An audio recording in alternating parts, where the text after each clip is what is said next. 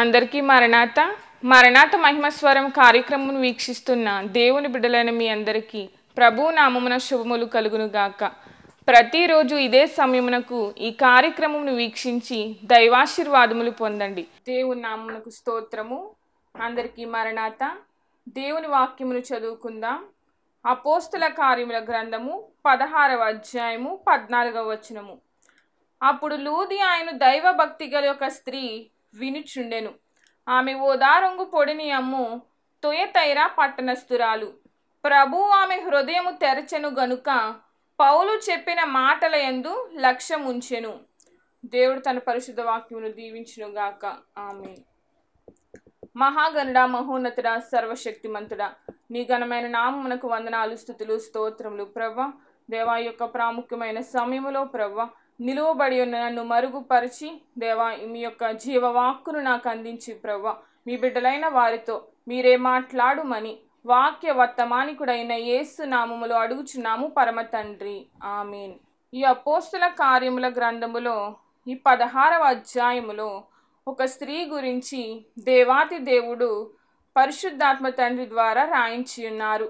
ఈ యొక్క స్త్రీ గురించి ఎందుకు రాయించి ఉన్నారు అని మనం గమనించినట్లయితే ఈమెలో అనేకమైన గొప్ప లక్షణములను ఈమె కలిగి ఉన్నది.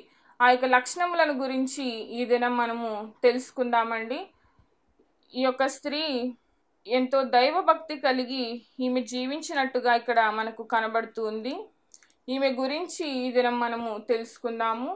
అపోస్తులుడైన పౌలు గారు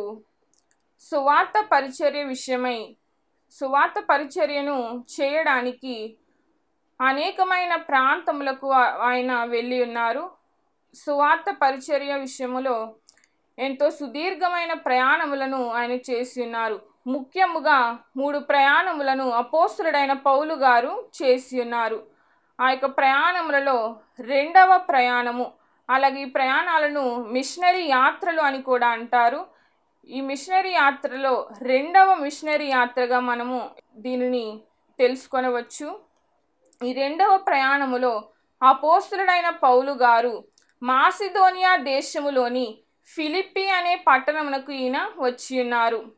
ఈ ఫిలిప్పి పట్టణము మాసిదోనియా దేశమునకు ముఖ్య పట్టణమును, రోమీలకు ప్రవాస స్థానమునై ఉన్నది.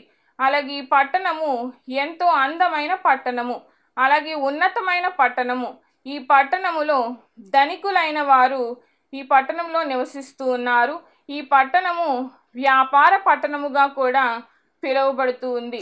అలాగే ఈ పట్టణమునకు ఈ ఫిలిప్పి అనే పేరు ఏ విధముగా వచ్చింది అని మనం చూసినట్లయితే గ్రీకు సామ్రాజ్యాన్ని పరిపాలించిన అలెగ్జాండర్ ది గ్రేట్ అనే రాజుగారి యొక్క తండ్రి గారి పేరు ఫిలిప్పు.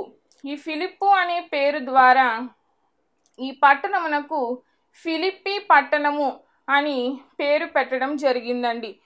ఈ ఫిలిప్పి పట్టణము ఎంతో ధనికులు నివసించే పట్టణము.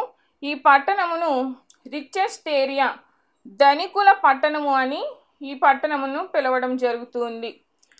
ఈ యొక్క పట్టణములో ఈ లూదియా అనే స్త్రీ ఓదారంగు పొడిని అమ్ముతూ ఉంది. ఈ ఓదారంగు పొడి గురించి మనం చూసినట్లయితే ఇది సముద్రములోని ఒక రకమైన ఆల్చిప్ప నుంచి ఈ పొడిని తీస్తారు. ఈ పొడి సాధారణమైన వ్యక్తులు వాడేది కాదండి. ఎంతో ధనికులైన వారు, రాజవంశీకులు, రాజులైన వారు ఈ యొక్క పొడిని వినియోగిస్తూ ఉంటారు. ఆ యొక్క ఓదారంగు బట్టలపై అద్దే పొడే ఈ ఓదారంగు పొడి. ఈ పొడిని ఈమె అమ్ముతూ ఉంది. కాబట్టి ఈ విషయమును బట్టి మనము చూస్తే ఈమె ఎంతో ధనవంతురాలుగా కూడా ఇక్కడ మనకు కనబడుతూ ఉందండి. ఇక్కడ మనం గమనించినట్లయితే ఈ అపోస్తులుడైన పౌలు గారు సువార్త పరిచర్యలో ఈ ఫిలిప్పి పట్టణమునకు వచ్చినప్పుడు అక్కడ నదీ తీరమున ప్రార్థన జరుగుననుకుని అక్కడికి వచ్చి కూర్చుండి కూడి వచ్చిన స్త్రీలతో మాటలాడుచుంటిమి అని పౌలు గారు ఇక్కడ మనకు తెలియజేస్తూ ఉన్నారు. ఇక్కడ విషయమును మనం గమనించినట్లయితే అక్కడ నదీ తీరమున కొంతమంది స్త్రీలు కూడుకొని ఉన్నారంటండి. ఆ సమయములో ఈ అపోస్తులుడైన పౌలు గారు ఆ దినము విశ్రాంతి దినము గనుక అక్కడ నదీ తీరమున ప్రార్థన జరుగునని తెలుసుకొని అక్కడికి వెళ్ళి ఉన్నారు. ఆ యొక్క ప్రదేశములో సమాజ మందిరములు లేవు. అపోస్తలుడైన పౌలు గారికి విశ్రాంతి దినమున సమాజ మందిరమునకు వెళ్ళి ఆరాధన చేయుట వాడుకగా ఉన్నది. కానీ అక్కడ సమాజ మందిరములు లేవు గనుక నదీ తీరమున ప్రార్థన జరుగునని ఈ యొక్క పౌలు గారు తెలుసుకొని నదీ తీరమునకు వెళ్ళినప్పుడు అక్కడ కొంతమంది స్త్రీలు కూడుకొని ఉన్నారు. ఆ యొక్క స్త్రీలలో ఈ లూదియా అనే ఈమె కూడా ఈ యొక్క వ్యాపారం చేసుకుంటూ మరి అక్కడికి వచ్చి కూర్చుని ఉందండి. ఆ కూడి వచ్చిన స్త్రీలతో ఈ లూదియా అనే ఈమె కూడా అక్కడ ఉంది. ఈమె అక్కడ ఉన్నప్పుడు ఈ పౌలు గారు కూడి వచ్చిన స్త్రీలతో మాటలాడుచు అనేకమైన దేవుని విషయములను గూర్చి ఈయన సువార్తను ప్రకటిస్తూ ఉన్నారు. ఆ సమయంలో ఈమె అక్కడ ఉంది కాబట్టి ఈమె ఆ సమయంలో అక్కడ ఉన్నది గనుక ఈమెలో ఉన్న లక్షణములను మనము తెలుసుకుందాము. అప్పుడు లూదియా ఆయన దైవ భక్తి గల ఒక స్త్రీ వినుచుండెను. ఈమె గురించి మొట్టమొదటగా చెప్పిన విషయము దైవ భక్తి కలిగిన స్త్రీ. ఈమె దైవ భక్తిని కలిగి ఉందండి. మరి మనము ఏ విధముగా జీవిస్తున్నాము? భక్తి కలిగి మనము జీవిస్తున్నామా? భక్తి లేని వారముగా మనము జీవిస్తున్నామా? మన భక్తి ఏ విధముగా ఉన్నది అనే విషయమును మనము ఆలోచన చేయవలసిన వారమై ఉన్నాము. మొదటి తిమోతికి రాసిన పత్రిక 6వ అధ్యాయము 6వ వచనము. మొదటికి తిమోతికి రాసిన పత్రిక 6వ అధ్యాయము 6వ వచనము. సంతుష్టి సహితమైన దైవ భక్తి గొప్ప లాభ సాధనమై ఉన్నది. మనము దైవ భక్తిని కలిగి ఉండాలి. ఈ యొక్క దైవ భక్తి మనకు గొప్ప లాభ సాధనముగా ఉన్నది. ఈ యొక్క భక్తి ద్వారా ఈ లోక విషయంలో మాత్రమే కాక పరలోకము విషయంలో కూడా మనము ఎంతో గొప్ప లాభ సాధకమును పొందుకుంటామని ఈ వాక్యం మనకు తెలియజేస్తూ ఉందండి. అలాగే మొదటి తిమోతికి రాసిన పత్రిక 4వ అధ్యాయము 8వ వచనమును మనము చూసినట్లయితే, శరీర సంబంధమైన సాధకము కొంచెము మట్టుకే ప్రయోజనకరమవును గాని దైవ భక్తి ఇప్పటి జీవము విషయములోను రాబోవు జీవము విషయములోను వాగ్దానముతో కూడిన దైనందున అది అన్ని విషయములలో ప్రయోజనకరమవును. ఈ యొక్క భక్తి అనేది ఈ లోకములో మాత్రమే కాక మనము పరలోకమునకు వెళ్ళినప్పుడు అక్కడ కూడా ఇది మనకు ఎంతో ఉపయోగకరముగా ఉంటుంది అని దేవుని వాక్యము సెలవిస్తూ ఉంది. మనము ఈ లోకంలో ఏమి సంపాదించినను వాటిని ఏమీ కూడా మనము తీసుకుని వెళ్ళలేము. కానీ ఈ దైవ భక్తి అనేది మనకు ఎంతో లాభ సాధకముగా ఉంటుంది అని మనము తెలుసుకొనవలసిన వారమై ఉన్నాము. అలాగే యెహోవా యందు మనము భయభక్తులు కలిగి ఉండాలి. ఇలాంటి భక్తిని మరి మనము చేస్తూ ఉన్నామా? మన బైబిల్ గ్రంథంలో చూసినట్లయితే ఎంతో భక్తులైన వారి గురించి మనము అనేక సార్లు మనం చూస్తూ ఉంటాము. దావీదు గారు, దానియేలు గారు, అలాగే సమూయేలు గారు, ఇలా ఎంతో మంది భక్తులైన వారు మనకు దైవ గ్రంథములో భక్తులైన వారి భక్తి గురించి దేవాది దేవుడు రాయించి ఉన్నారు. మరి మనము వారిని సాదృశ్యముగా తీసుకొని వారి వలె దైవ భక్తిని కలిగి మనము జీవించాలి. ఈమె దైవ భక్తి కలిగి ఉంది. అలాగే రెండో విషయం మనం చూసినట్లయితే వినుచుండెను. పౌలు గారు చెప్పిన మాటలను ఈమె వింటూ ఉందండి. అపోస్తుల కార్యముల గ్రంథము 16వ అధ్యాయము 14వ వచనము. అప్పుడు లూదియా ఆయన దైవభక్తి గల ఒక స్త్రీ వినుచుండెను. ఈమె వింటూ ఉందండి. మనము కూడా వాక్యమును వినేవారముగా మనము ఉండాలి. వాక్యము వినుచున్నప్పుడు దేవుడు నాతో ఏ విషయం మాట్లాడుతారు, దేవుని వాక్యము ద్వారా నేను ఏ విధముగా బలపరచబడతాను, దేవుని వాక్యము నన్ను ఏ విధముగా ఆదరిస్తుంది, ఈ వాక్యము ద్వారా నేను ఏమి ప్రయోజనము పొందుకుంటాను, ఈ వాక్యము ద్వారా నేను ఎట్టి దీవెన పొందుకుంటాను అని దేవుని వాక్యమును వినేవారముగా మనము ఉండాలి.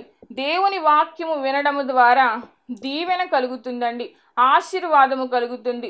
వాక్యము వినుటలో స్వస్థత పొందిన వారిని కూడా మనము బైబిల్ గ్రంథములో చూసి ఉన్నాము. వినుట వలన విశ్వాసము కూడా కలుగుతుంది.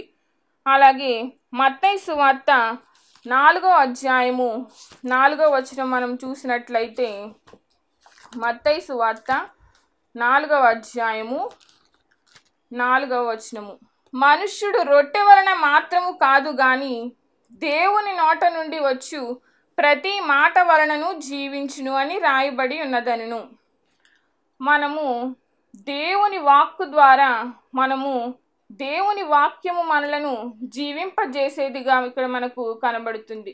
నీ వాక్యమే నన్ను బ్రతికించెను, బాధలలోనే మదినిచ్చెను, బాధలలోనే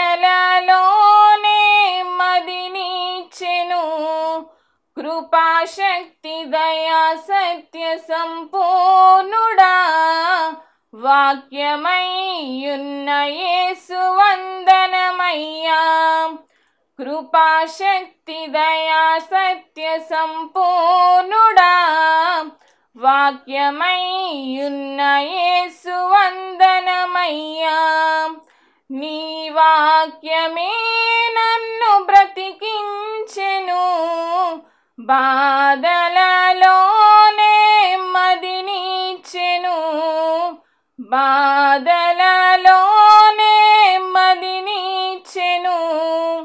దేవునికి స్తోత్రం, హల్లెలూయా. దేవుని వాక్యము మనము వినేవారముగా ఉండాలి. దేవుని వాక్యము వినడము ద్వారా మనము ఎంతో ఆత్మీయ మేలులను పొందుకొనగలుగుతాము.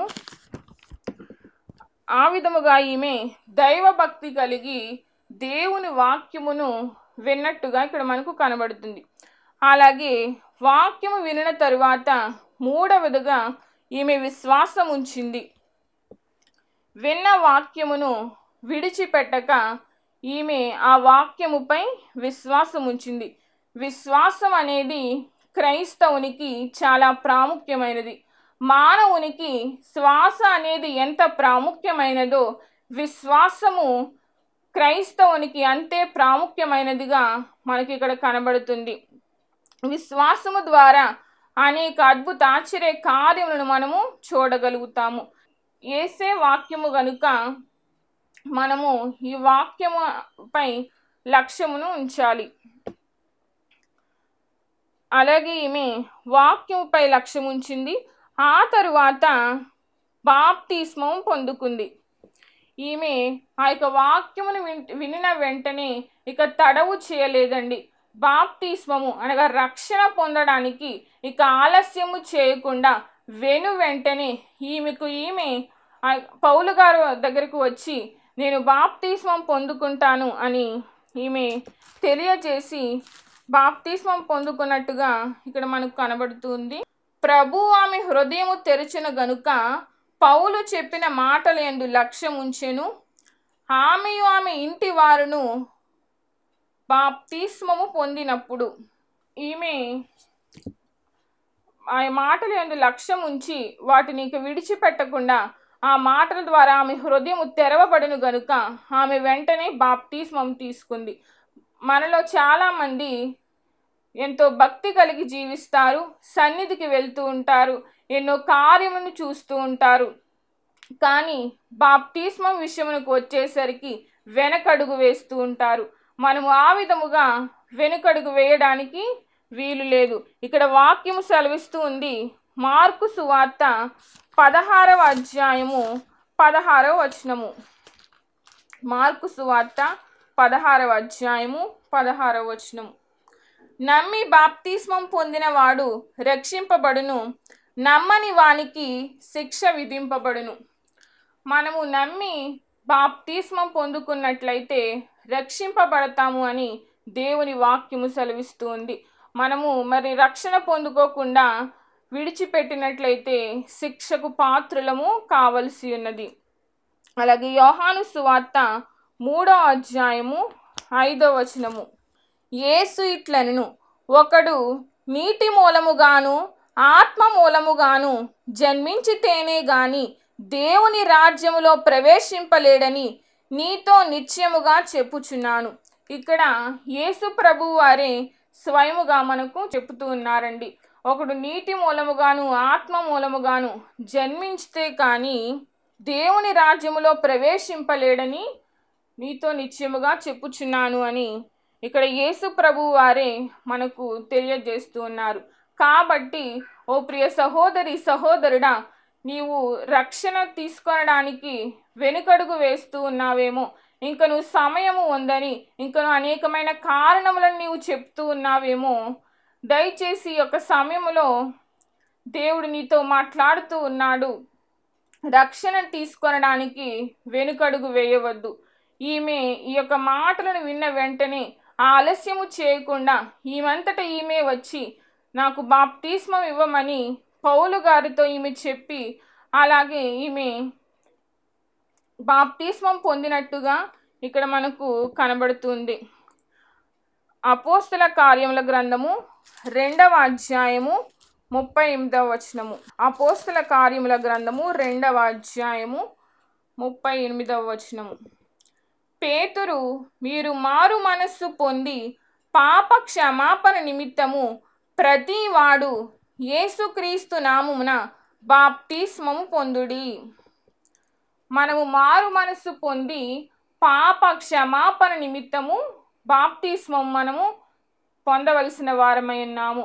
మన పాపముల కొరకు, మన భారముల కొరకు మన ప్రభు అయిన యేసు శిలువ మ్రానుపై వ్రేలాడి మన పాపములకు ఆయన ప్రాయశ్చిత్తము చేసి ఉన్నారు గనుక మన పాపముల నిమిత్తమై మనము బాప్తిస్మము తీసుకొనడం ద్వారా మన పాపములు క్షమించబడి మనము క్రొత్తగా జన్మించితే దేవుని రాజ్యములో మనము ప్రవేశించగలుగుతాము. కాబట్టి అట్టి రక్షణను నిర్లక్ష్యము చేయక వాక్యమును విన్న వెంటనే, హృదయము తెరవబడిన వెంటనే మనము రక్షణ పొందవలసిన వారమై ఉన్నాము. అలాగే ఈమె బాప్తిస్మం పొందడం మాత్రమే కాక ఆమె ఇంటి వారందరికీ కూడా బాప్తిస్మము ఈమె మాత్రమే కాక ఆమె కుటుంబం అంతా కూడా రక్షణ పొంది ఉన్నారండి. ఈమె బాప్తిస్మం పొంది, నేను మందిరంకు వెళ్తున్నాను కదా, నన్ను బట్టి దేవుడు నా కుటుంబాన్ని దీవిస్తాడు, నేను నా కుటుంబం కోసం ప్రార్థన చేసుకుంటే సరిపోతుంది అని ఈమె అనుకొనలేదండి. నేను మాత్రమే కాక నేను నా ఇంటి వారిని యెహోవాను సేవించదమని అన్నట్టుగా ఈమె కుటుంబం అంతయు దేవుని సన్నిధికి రావాలని ఎంతో ప్రార్థన చేసినట్టుగా ఇక్కడ మనకు కనబడుతుంది. ఆ కుటుంబం వారితో ఈమె చెప్పిందండి. దేవుని విషయముల గురించి ఈమె బోధించి ఆ కుటుంబం అంతయు రక్షణ పొందులాగున ఈమె ఎంతో సాహసము చేసి ఆ కార్యమును జరిగించినట్టు, ఈమె జ్ఞానవంతురాలు తన ఇల్లు కట్టుకొనును అన్నట్టుగా ఈమె రక్షింపబడడం మాత్రమే కాక కుటుంబం అంతయు రక్షించబడడానికి ఎంతో కృషి చేస్తున్నట్టుగా ఇక్కడ మనకు కనబడుతూ ఉంది. అలాగే ఈమె దైవ సేవకులకు ఆతిథ్యం ఇచ్చిందండి. 1 పేతురు పత్రిక 4వ అధ్యాయము 9వ వచనము. సనుగు కొనకుండా ఒకనికొకడు ఆతిథ్యము చేయుడి. ఇక్కడ ఆతిథ్యం గురించి రాయబడి ఉన్నదండి. ఈమె ఈ యొక్క పౌలు గారు మాటలు విని ఆ మాటలు ఎందు లక్ష్యం ఉంచి బాప్తిస్మం పొందుకున్న తరువాత ఈమె అంటున్న మాటను మనము చూసినట్లయితే ఈ అపోస్తల కార్యముల గ్రంథములో 16వ అధ్యాయము 15వ వచనం అండి. ఆమెయు ఆమె ఇంటి వారును బాప్తిస్మము పొందినప్పుడు ఆమె, నేను ప్రభువునందు విశ్వాసము గలదానని మీరు ఎంచితే నా ఇంటికి వచ్చి ఉండుడని వేడుకొని మమ్మును బలవంతము చేసెను. ఈమె పౌలు గారిని, శీల గారిని, ఆ సేవకులందరినీ ఏమని చెప్తూ ఉందంటే, నేను విశ్వాసము గలదానని మీరు ఎంచితే నా ఇంటికి వచ్చి ఉండుడని ఆ సేవకులను ఈమె బలవంతము చేస్తుందండి. మరి మనము సేవకులను ఏ విధముగా మనము సేవకులకు ఆతిథ్యం ఇస్తూ ఉన్నాము? ఈమె వలె మనము అనగలుగుచున్నామా? ఈమె వలె సేవకు మనము ఉపయోగపడాలని, ఎంతో సహకరించాలని ఆసక్తి కలిగి మనము ఉన్నామా అనే విషయమును ఈమెను చూసి మనము ఆలోచన చేయవలసిన వారమై ఉన్నాము. అలాగే హెబ్రీలకు రాసిన పత్రిక 13వ అధ్యాయము 1వ వచనము. సహోదర ప్రేమ నిలువరముగా ఉండనీయుడి, ఆతిథ్యము చేయ మరువకుడి. మనము ప్రేమ కలిగి ఉండాలండి. సేవకుల పట్ల ప్రేమ కలిగి ఉండి వారిని మన ఇంటికి ఆహ్వానించే వారముగా, వారికి ఆతిథ్యం ఇచ్చేవారముగా మనము ఉండాలి అని దేవుని వాక్యము సెలవిస్తూ ఉంది. అలాగే పాత నిబంధన గ్రంథంలో చూసినట్లయితే షునేమీరాలు ఎలీషా గారిని తన ఇంటికి వచ్చి ఉండమని ఎలీషా గారిని బలవంతము చేసినట్లుగా మనము చూడవచ్చండి. ఈ విధముగా ఈ యొక్క లూదియా దైవభక్తి కలిగి దేవుని వాక్యమును విని ఆ మాటల యందు లక్ష్యం ఉంచి ఆ మాటలను విడిచిపెట్టగా వెంటనే బాప్తిస్మమును పొందుకొని ఆమె పొందుకొనడం మాత్రమే కాదు కానీ ఆ కుటుంబం అంతటిని ఈమె రక్షించుకుందండి. అలాగే ఆ యొక్క సేవకులను విడిచిపెట్టక ఆమె గృహమును ఆ సేవకులకు విశ్రాంతి తీసుకొనడానికి వారికి ఆతిథ్యం ఇచ్చే స్త్రీగా ఈమె ఇక్కడ ఉందండి.